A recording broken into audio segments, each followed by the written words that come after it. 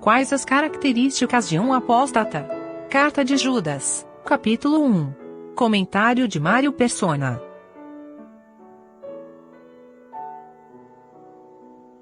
Existem algumas coisas na Bíblia que a gente até parece até uma ironia, né? Por exemplo, quando o povo escolhe Barrabás, ao invés de escolher Jesus, eles estavam escolhendo o Bar-Abas, que é o filho do pai. O nome Barrabás significa filho do pai. E rejeitando o filho do pai, que era o próprio Senhor Jesus, que ele é o Filho de Deus, o Filho unigênito de Deus. Era como se Satanás quisesse criar uma confusão ali na mente das pessoas e dissesse, olha, esse aqui também é filho do Pai. Então, pode escolher, escolhe esse. E quando nós abrimos essa epístola, nós vemos que Deus deu, o Espírito Santo deu a Judas a missão de escrever justamente a respeito daqueles que são falsos discípulos de Cristo. Porque dos 12 apóstolos que o Senhor escolheu, tinha um que era falso, e chamava-se Judas. E agora Judas vai escrever sobre Judas, num certo sentido, porque ele vai denunciar as características daqueles que são falsos profetas, falsos apóstolos, falsos discípulos do Senhor. E ele começa a sua carta endereçando-a aos chamados, porque essa é a primeira coisa que acontece com uma pessoa. Ela é chamada pela mensagem do Evangelho, ela é atraída a Cristo pelo Espírito Santo, e somos cristãos por chamado, né, ou por vocação. Deus nos escolhe. Então essa é a primeira característica de um verdadeiro salvo. Uma segunda característica, queridos em Deus Pai. O salvo por Cristo, ele tem um lugar de afeição no coração de Deus. Algumas traduções trazem aqui santificados em Deus Pai, que seria no sentido de separados para Deus. E de certa forma, nós também, como somos chamados, nós somos tirados da massa da humanidade e separados para Deus. Somos feitos membros da família de Deus. Então, sim, queridos em Deus Pai. Então, são duas características, chamados e queridos. E uma terceira característica, que é muito importante, principalmente na época em que nós vivemos, é essa que ele fala aqui, e conservados por Jesus Cristo. Somos chamados, queridos e conservados. Por que eu digo que é muito importante essa característica?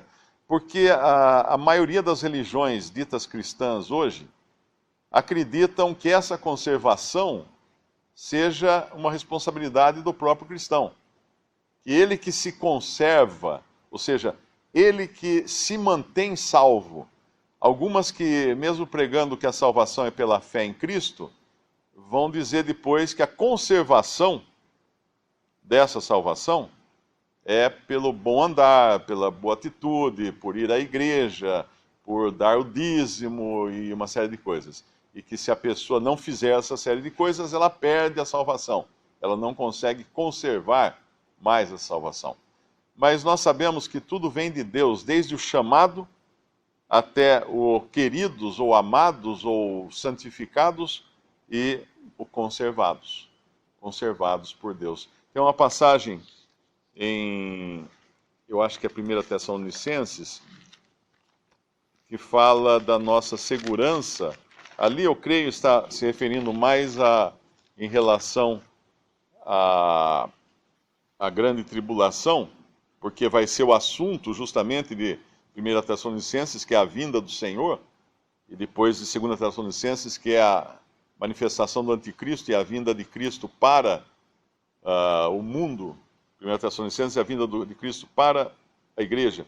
E no capítulo 1 de 1 Tessalonicenses, ele fala aqui dos Tessalonicenses, do testemunho que existia a respeito deles no versículo 7. Versículo 6. E vós fostes feitos nossos imitadores e do Senhor, recebendo a palavra em muita tribulação, com gozo do Espírito Santo. De maneira que fostes exemplo para todos os fiéis na Macedônia e Acaia, porque por vós soou a palavra do Senhor, não somente na Macedônia e Acaia, mas também em todos os lugares, a vossa fé para com Deus se espalhou, de tal maneira que já dela não temos necessidade de falar coisa alguma.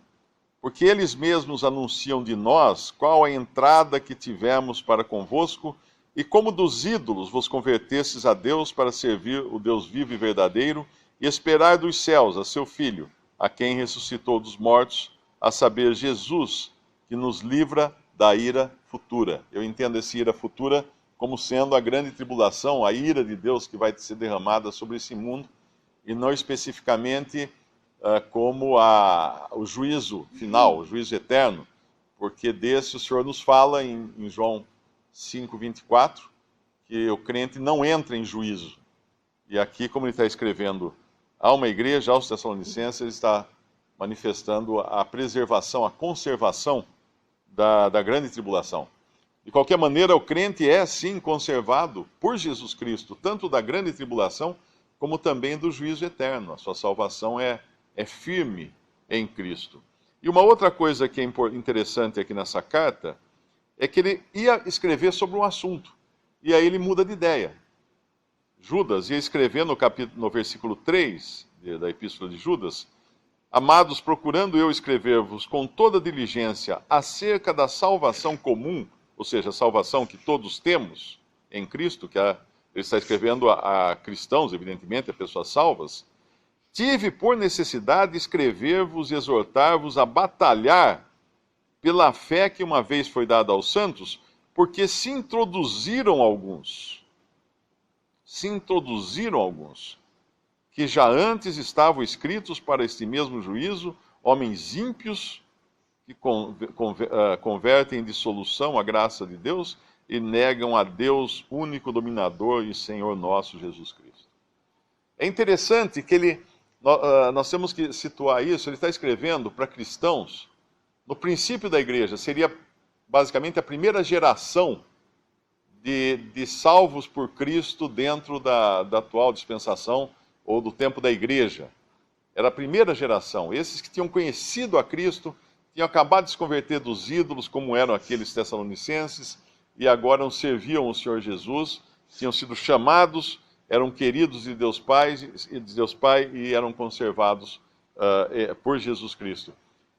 E ele ia falar do Evangelho, ele ia falar da graça de Deus, da salvação eterna, ele ia falar desses temas, da salvação comum a todos os crentes. Mas, de repente, ele percebe que há uma necessidade, que é urgente aqui, que é exortar-vos a batalhar pela fé que uma vez foi dada aos santos. Por que essa necessidade? De repente surge essa necessidade. Nessa época, eu acredito que era pequeno número de falsos cristãos. Nós vemos lá Simão se introduzindo lá em Atos como um falso cristão, um que creu, porém apenas de boca, né, apenas de intelecto, mas realmente não tinha o Espírito Santo, não estava salvo. E eram poucos, porque estava começando a igreja estava em poder ainda. Mas aqui ele já mostra que estavam se introduzindo alguns para minar as verdades cardeais do cristianismo.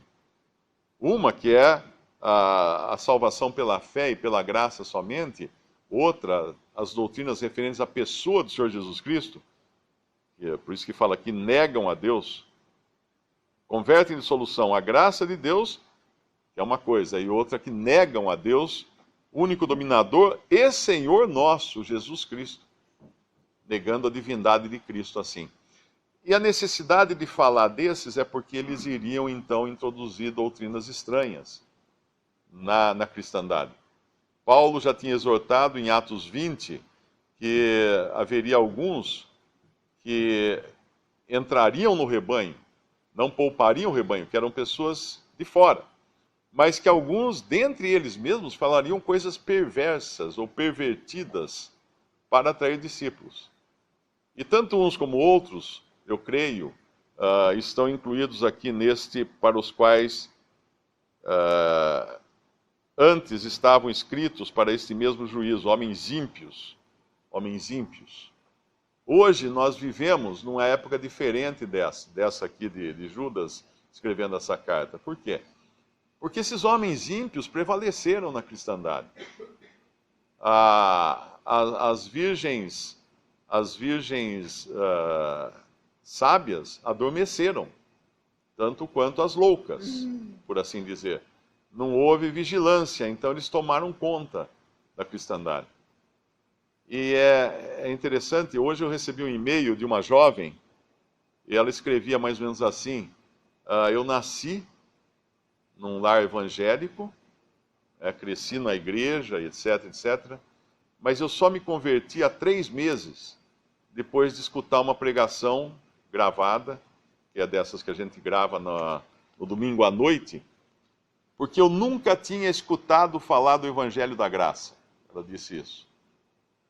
E agora ela estava preocupada porque a família toda é crente, entre aspas, né? E ela era a única agora que não concordava com o que pregavam nessa igreja, que a família inteira frequenta. Ela nunca tinha escutado o Evangelho da Graça, tendo nascido dentro de uma família religiosa, de uma família evangélica. E, por incrível que pareça, essa é a condição de muitos cristãos hoje. De muitos. Mas não só de cristãos denominacionais. A gente tem que sempre lembrar que mesmo entre irmãos congregados ao nome do Senhor, tem muitos que nascem na Assembleia, por assim dizer, nascem famílias de irmãos congregados e nunca creram no Evangelho. Nunca realmente creram no Evangelho. E é por isso que a gente vê, às vezes, quando chegam numa idade de maior independência, né, chegam na adolescência ou na idade adulta, desaparecem, porque ou não creram no Evangelho, ou porque não queriam ter um compromisso, talvez creiam no Evangelho, talvez sejam convertidos, mas não querem ter um compromisso. Às vezes a gente vê que muitos jovens vivem nas reuniões, vêm, frequentam, mas você pergunta, será que ele não quer partir o pão? Será que ele não quer participar da ceia do Senhor? Por que será que não quer? Bem, talvez seja porque quer aproveitar um pouco o mundo, porque ele sabe que se ele pedir o seu lugar à mesa do Senhor, ele vai ficar sob o escrutínio da Assembleia. E caso ele caia em pecado, ele vai ser colocado fora de comunhão e disciplina. Então, pode acontecer de a carne ladina, né? A carne é muito esperta, de pensar assim, bom, eu vou esperar mais um pouco, assim eu aproveito um pouco a vida, e depois eu... Mas é um engano pensar que a responsabilidade do crente seja com a Assembleia, com os irmãos. A responsabilidade do crente verdadeiro, genuíno, é com o Senhor. Quer ele esteja em comunhão ou não à mesa do Senhor. Ele tem essa responsabilidade com o Senhor. Ele não tem uma responsabilidade com irmãos. Como os irmãos vão pensar de mim. Não, é com o Senhor. É o mesmo Senhor. A Assembleia o que faz é julgar pecado quando ele se manifesta, obviamente, com a autoridade que o Senhor dá à Assembleia. Mas aqueles que não estão em comunhão, mas são crentes no Senhor Jesus Cristo, também têm uma responsabilidade para com o Senhor. Agora, voltando aqui à nossa epístola de Judas, nós vemos que essas duas características hoje se introduzem na cristandade. Uma é negar o evangelho da graça de Deus, ou também transformar em dissolução ou libertinagem a liberdade que temos em Cristo. E outra é negar verdades, doutrinas fundamentais do cristianismo, entre elas Deus, único dominador e Senhor nosso Jesus Cristo. Jesus Cristo é Deus e é Senhor. E isso muitos hoje negam dentro da cristandade e professam. Vou falar de três juízos que vieram sobre aqueles que não guardaram a fé, não guardaram a sua condição e acabaram se envolvendo também no versículo 7, que é o caso de Sodoma e Gomorra, que nos fala não só de sodomia, né, que é o pecado que aconteceu ali em Sodoma, mas nos fala também do envolvimento com os seres angelicais. Aqui no versículo 5, é interessante como a gente lê rápido às vezes e não percebe, quando fala, havendo o Senhor salvo um povo, obviamente salvando, tirando-o do Egito, como ele fala em seguida, né, tirando-o da terra do Egito, salvou aquele povo como da escravidão no Egito, destruiu depois os que não creram. Interessante essa passagem, porque nós sabemos que quando Deus tirou esse povo do Egito, Deus deu a esse povo a lei, os mandamentos e tudo mais. Então, talvez aqui deveria estar escrito, destruiu depois os que não guardaram os mandamentos. Não. Destruiu depois os que não creram. Os que não creram, porque a salvação é pela fé. Os que creram foram introduzidos na terra prometida. Os que não creram não foram, morreram no deserto. E é importante isso, nós entendermos que existe sempre juízo ou consequências, tanto para o incrédulo, como para os anjos, como para, que vai falar depois de Sodoma e Gomorra, né, que eram ímpios, vivendo segundo a sua própria impiedade. No caso do próprio povo de Deus aqui, que tinha esse status de povo de Deus, eles tiveram sim uma repreensão, uma reprimenda, né? Eles foram mortos, destruiu depois os que não creram. No caso dos anjos, eles deixaram sua própria habitação. O que significa isso? Deixaram o formato original deles. E isso pode estar se referindo a Gênesis capítulo 6, quando fala que os filhos de Deus, vendo que as filhas dos homens eram formosas, né, tiveram então relações com elas e nasceram os gigantes, ou homens de valor da antiguidade. Alguns contestam isso, mas na verdade os únicos chamados de filhos de Deus na Bíblia são Adão, os anjos, o Senhor Jesus e os salvos na atual dispensação. São os únicos chamados de filhos de Deus. Então ali eram anjos mesmo, eram anjos em Gênesis 6. E não são os anjos genericamente, de que está falando no versículo 6, não está falando da queda dos anjos, da queda de Lúcifer, de Satanás e dos demais anjos. Porque aqui esses é uma classe especial de anjos que está aprisionada, estão em prisões eternas até o juízo daquele grande dia. Ou seja, os anjos não estão em prisões, mas estes estão. Os anjos, de uma maneira geral, eles vão ser ainda julgados, aprisionados, como Satanás vai ser aprisionado, mas por enquanto eles não estão em prisões, exceto esses que estão em prisão. Por que esses estão em prisões? Porque deixaram sua própria habitação, deixaram a sua condição original e assumiram então a forma humana e procriaram. Alguém pode alegar, usando aquela passagem do Evangelho, que no céu seremos como os anjos, né? Ninguém no céu casa, nem se dá em casamento, mas é como os anjos. Mas isso é no céu. Isso é no céu. Esses anjos desceram à terra para fazer o que eles fizeram.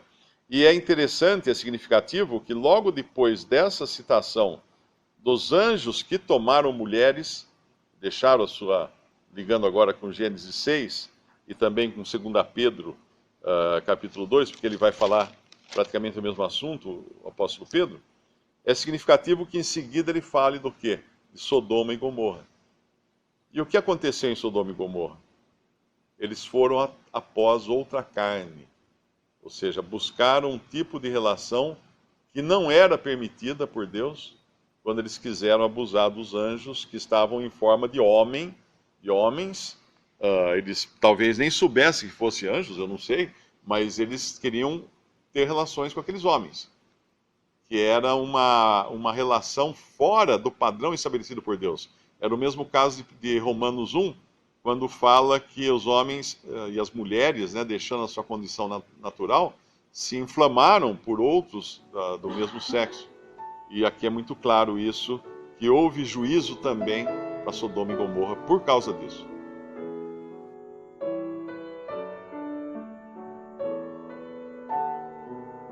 Visite respondi.com.br. Visite também 3minutos.net.